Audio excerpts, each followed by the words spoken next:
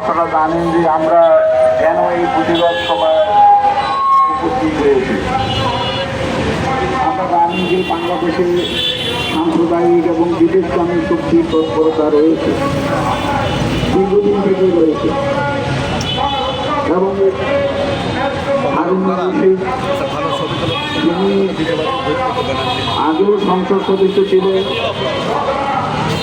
এখনো বিএনপির মতো একটা রাজনৈতিক দল যারা জাতীয়তাবাদের কথা বলে, নাম বাংলাদেশ জাতীয়তাবাদী দল, সেই দল থেকে তাকে এবারও মনোনয়ন দেওয়া হয়েছে। সেই হারুনুর রশিদ হিন্দু ধর্মকে নিয়ে, হিন্দু ধর্মের উপাসনাকে নিয়ে কটাক্ষ করেছে।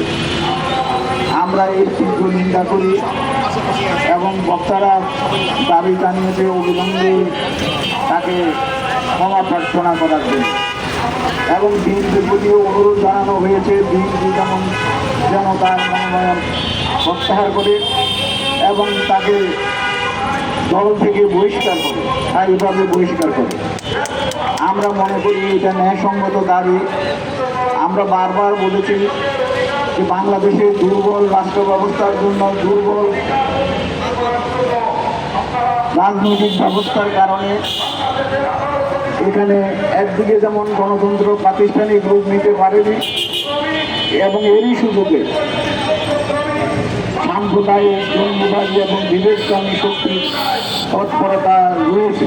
বিভিন্ন জায়গায় ধর্মীয় সংখ্যালঘুদের উপর হামলা হচ্ছে, এমনকি মাজারেও হামলা হচ্ছে, হতাহতের ঘটনা ঘটছে, প্রতিনিয়তই এই ঘটনা ঘটছে। মন্দির, ধর্মীয় উপাসনালয়ে হামলা হচ্ছে, এর কোনো প্রতিকার হচ্ছে না। অথচ আমরা দেখতে পাই যখনই কোনো মিথ্যা একটা অভিযোগেও প্রশাসন তৎপর হয়ে ধর্মীয় সংখ্যালঘুদের উপর অত্যাচার করে। অথচ এই ঘটনা এত প্রচার হচ্ছে, বারবার বলা হচ্ছে, তার বিরুদ্ধে কোনো ব্যবস্থা নেওয়া হয় না।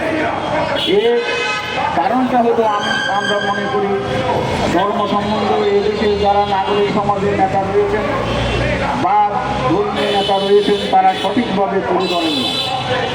আমরা জানি যে আধুনিক যে বিশ্বে হিন্দু